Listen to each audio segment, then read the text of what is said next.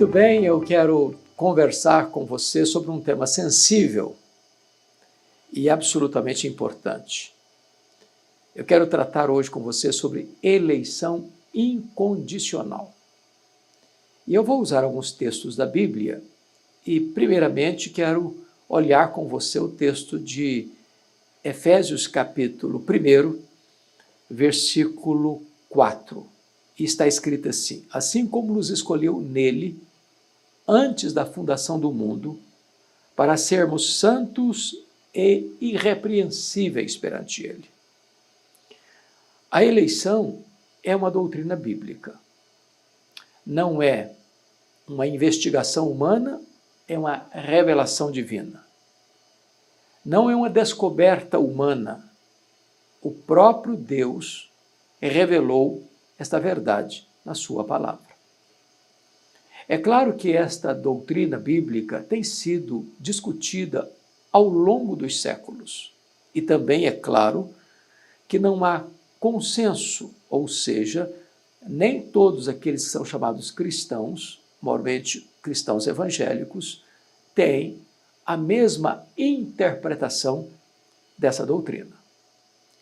O Sínodo de Dort, que se reuniu na Holanda nos anos de 1618 e 1619, cunhou aquilo que nós chamamos dos 5 pontos do calvinismo, ou seja, depravação total, eleição incondicional, graça irresistível, expiação limitada e perseverança dos santos.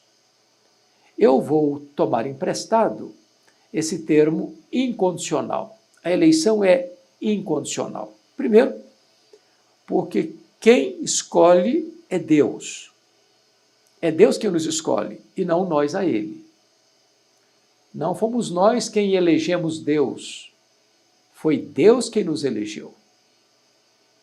E quando Deus nos escolheu, não foi com base em mérito humano. Deus não nos escolheu porque viu em nós virtudes ou porque viu em nós predicados morais. Deus não nos escolheu porque nós tínhamos motivos suficientes para Deus nos amar. Deus nos escolheu incondicionalmente. É uma eleição, portanto, livre e soberana de Deus. Então eu gostaria de olhar aqui alguns pontos importantes. Primeiro, vejamos o autor da eleição. O texto nos informa que Deus nos escolheu.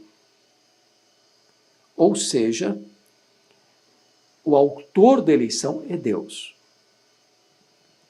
Quem define essa questão é Deus.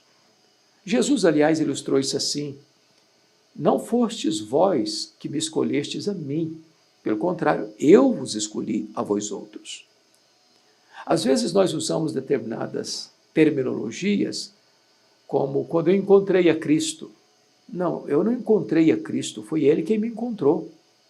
Ele não estava perdido, quem estava perdido era eu. Então Ele me encontrou. Não fomos nós quem amamos a Deus, e então, em consequência do nosso amor por Ele, Ele passou a nos amar. Não. A Bíblia diz que Deus nos amou primeiro. O nosso amor por Deus é o refluxo do fluxo do amor de Deus por nós. Portanto, foi Ele quem nos conheceu de antemão, foi Ele quem nos predestinou, foi Ele quem nos escolheu, foi Ele quem fez isso não por meio de nosso mérito, mas apesar do nosso demérito. Algumas pessoas tentam entender isso de uma maneira que não tem tanto respaldo, ou não tem respaldo bíblico. Por exemplo, alguns dizem que Deus nos escolheu porque previu que nós íamos crer em Jesus. Mas o ensino eloquente da Bíblia é, lá em Atos 13:48, todos quantos foram destinados para a vida eterna creram. Ou seja, como dizia o reformador João Calvino, a eleição é a mãe da fé. Eu não fui eleito porque criei, eu criei porque fui eleito. A fé não é a causa da eleição, a fé é consequência da eleição. Outros dizem, bom, Deus nos escolheu porque previu que nós íamos praticar boas obras. E então nos escolheu. Mas não é o que a Bíblia nos ensina. Efésios capítulo 2, versículo 10, diz que nós somos feitura dele, criados em Cristo Jesus para as boas obras. Não porque praticávamos boas obras. De tal maneira que as boas obras são consequência da eleição e não a causa da eleição. Outros dizem, bom, Deus nos escolheu porque previu que nós iríamos ser santos. Mas não é o que o texto diz. O texto diz que Deus nos escolheu antes da fundação do mundo para sermos santos e irrepreensíveis.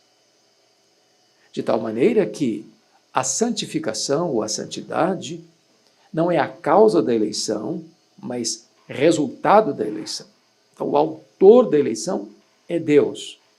E como Deus não adotou métodos de ver em nós virtudes, méritos para nos escolher, porque Ele nos amou quando nós éramos fracos, ímpios, pecadores, inimigos, esta eleição é incondicional. Mas é preciso perguntar quando Deus nos escolheu. Deus não precisou lançar mão de um plano B, porque o plano A fracassou. Deus não usa rascunhos nos seus planos. Ele não precisa revisar os seus planos. Nós somos passíveis de erro, nós somos passíveis de planejar uma coisa e dar tudo errado e temos que refazer os nossos planos. O plano de Deus não pode ser frustrado, diz Jó 42, versículo 2. Então, o texto nos diz que Deus nos escolheu em Cristo antes da fundação do mundo.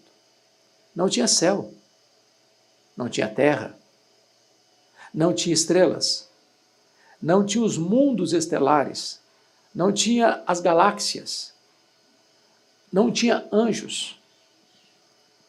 Somente Deus existia nos refolhos da eternidade. E lá na eternidade foi que Ele nos escolheu. Portanto, nós nem existimos. Não havia mérito em nós para Ele nos escolher. A escolha divina é eterna. Ele traçou um plano e a história revela a execução desse plano, que não pode ser frustrado. Portanto, quando você creu em Jesus, você o fez, porque o Pai lhe deu ao Filho. Você é um presente do Deus Pai ao Deus Filho. Jesus chegou a dizer, ninguém pode vir a mim se o Pai não o trouxer. De tal maneira que não foi o meu esforço, mas foi a ação divina de me levar a Cristo, porque é Ele quem efetua em nós tanto querer quanto realizar. Segunda carta a Timóteo, Paulo diz no capítulo 1, versículo 9, que Ele nos escolheu antes dos tempos eternos. Portanto, não foi na história. Essa é uma escolha divina e esta é uma escolha eterna. Mas, em terceiro lugar, encontramos aqui o agente dessa escolha. Porque o texto vai nos dizer que Ele nos escolheu nele. Nele aqui significa em Cristo, antes da fundação do mundo. Ou seja, esta escolha é para a salvação. E não há salvação em nenhum outro nome dado entre os homens, pelo qual importa que sejamos salvos. A salvação está em Cristo. Só Ele é a porta do céu. Só Ele é o caminho para Deus. Só Ele é o mediador entre Deus e os homens. Só nele nós temos a vida eterna. O apóstolo Pedro chegou a afirmar, e não há salvação em nenhum outro nome pelo qual importa que sejamos salvos. Só Jesus morreu na cruz pelos nossos pecados. Só Ele ressuscitou para a nossa justificação. Portanto, a eleição é em Cristo. Ele é o agente da eleição. E é por meio dele, só por meio dele, que nós temos a vida eterna. Salvação não está em Paulo, a salvação não está em Pedro, a salvação não está em Maria, a salvação não está no Papa, a salvação não está no pastor, a salvação não está na igreja, a salvação não está nos concílios, a salvação está em Cristo. É só nele, e só por meio dele, é que nós temos livre acesso a Deus, porque ele abriu para nós um novo e vivo caminho. Mas ainda, em quarto lugar, encontramos aqui o propósito da escolha, da eleição. E o propósito está meridianamente claro aqui no texto. Deus, o Pai, nos escolheu em Cristo, antes da fundação do mundo, para sermos santos e irrepreensíveis. Portanto, o propósito para o qual nós fomos eleitos em Cristo antes da fundação do mundo é para sermos santos e irrepreensíveis.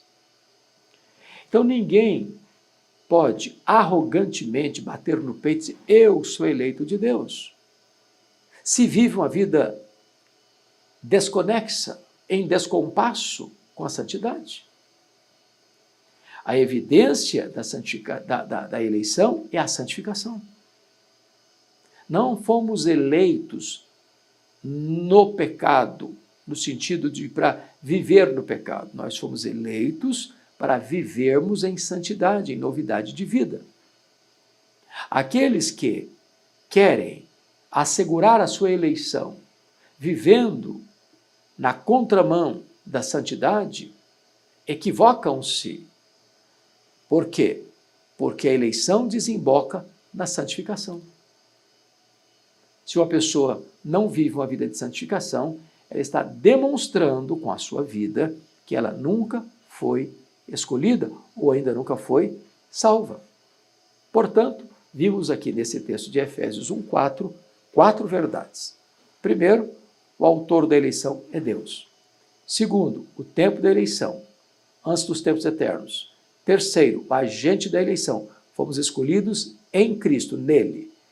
Quarto, o propósito da eleição, fomos escolhidos para sermos santos e irrepreensíveis perante o Senhor.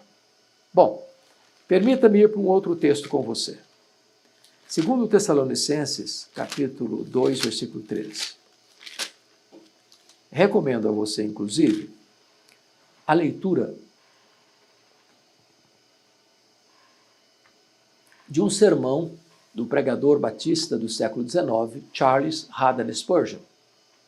Expondo esse versículo. Eu vou ler o versículo. Entretanto, devemos sempre dar graças a Deus por vós, irmãos, amados pelo Senhor, porque Deus vos escolheu desde o princípio para a salvação e pela santificação do Espírito e fé na verdade. Esse sermão de Spurgeon, chamado Eleição, é um primor de mensagem. E ele, fundamentalmente, se detém neste versículo para expor-nos esta gloriosa doutrina. E aqui chama sua atenção para alguns pontos. Primeiro, Deus nos escolheu. Ele está mais uma vez afirmando que o autor da eleição é Deus. Então, não fomos nós quem escolhemos a Deus. Nós não elegemos a Deus. Deus nos elege. Deus nos escolhe. O texto diz o tempo agora, desde o princípio. Então, a escolha é feita na eternidade. Ou seja, não é porque o plano A fracassou, precisou lançar mão de um plano B. Não. Deus nos escolheu desde o princípio. Desde o princípio. Antes de Adão e Eva existirem, Deus já havia nos escolhido. E mais, Deus nos escolheu desde o princípio para a salvação. Olha que a ênfase é a mesma lá de Efésios 1:4. Somos eleitos por Deus Pai, desde o princípio, para a salvação. Deus elege para a salvação. Agora veja você, pela santificação do Espírito e fé na verdade. Então veja você que Alguém diz, não, mas eu fui eleito, eu sou eleito, eu fui eleito. Mas que provas você tem de que é o eleito de Deus? Você tem fé na verdade? Você crê na verdade? Você crê na palavra de Deus? Você adota e aceita a palavra de Deus como verdade absoluta para a sua vida? Segunda evidência, pela santificação do Espírito. Você ama mais a Deus?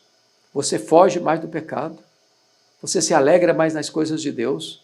Você se deleita em Deus? Você tem prazer em Deus? A evidência de que você é uma pessoa escolhida de Deus é se estas verdades estão presentes na sua vida. Porque pensar que é escolhido de Deus e viver uma vida na prática do pecado é enganar a si mesmo. Mas vamos para o terceiro texto. Segunda carta de Paulo a Timóteo, capítulo 1, versículo 9. Eu vou ler para você. Está escrito que nos salvou e nos chamou com santa vocação, não segundo as nossas obras, mas conforme a sua própria determinação e graça, que nos foi dada em Cristo Jesus antes dos tempos eternos. Veja que Paulo é consistente quando trata da doutrina da eleição, porque ele vai nos mostrar que Deus nos salvou, não fomos nós que nos salvamos. A salvação não é pelas obras, a salvação não é pela fé, mas as obras, num sinergismo. A salvação é monergística. Deus fez toda a obra. Ele escolheu, ele executou, ele confirmou. O Pai nos escolheu, o Filho morreu pelos nossos pecados e o Espírito Santo nos sela para o dia da redenção. Então, o texto está dizendo que Deus nos salvou. Agora, o Deus que salva é o Deus que chama e nos chamou, veja você, com santa vocação. Nós chamamos isso de graça irresistível ou vocação eficaz. O mesmo Deus que escolhe é o Deus que chama.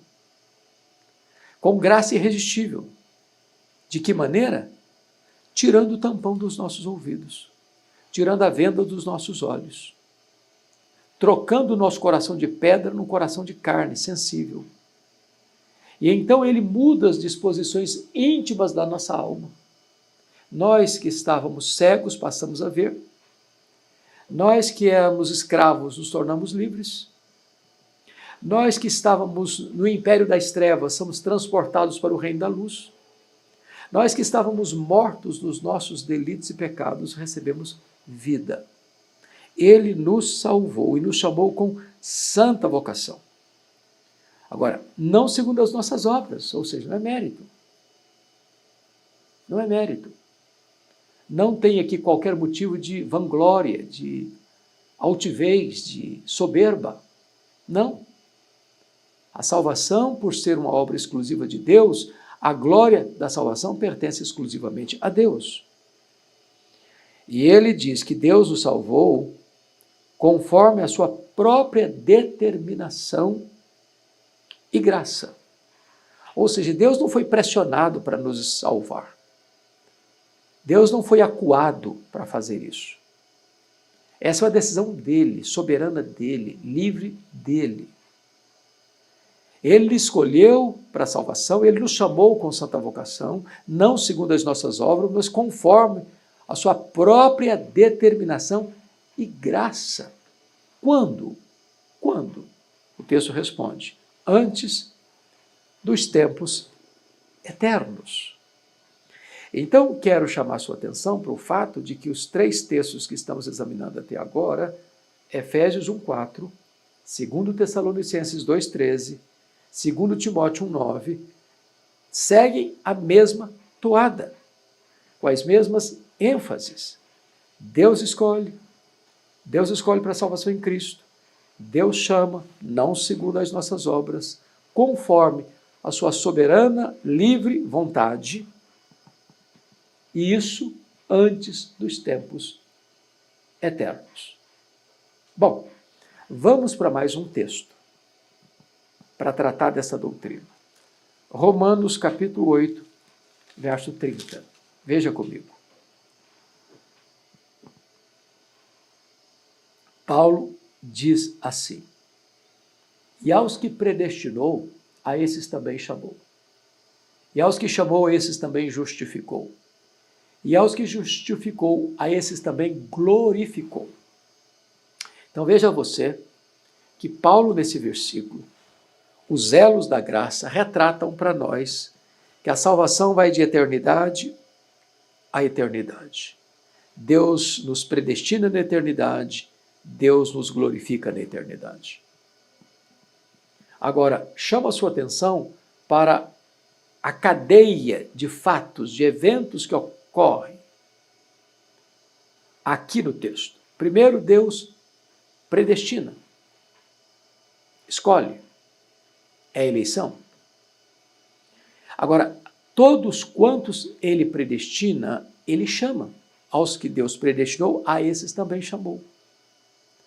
Ou seja, o projeto de Deus não pode ser frustrado, quebrado, no meio do caminho. Deus não é como Miguel Ângelo, que começou muitas obras e só concluiu 14, deixando as outras inacabadas. Não, Deus não deixa nada inacabado. O Deus que chama, o Deus que predestina, é o Deus que chama. E chama eficazmente. Não falando apenas aos nossos ouvidos, mas falando ao nosso coração. E Paulo prossegue no seu raciocínio e diz assim: e aos que Deus chamou, a esses também justificou.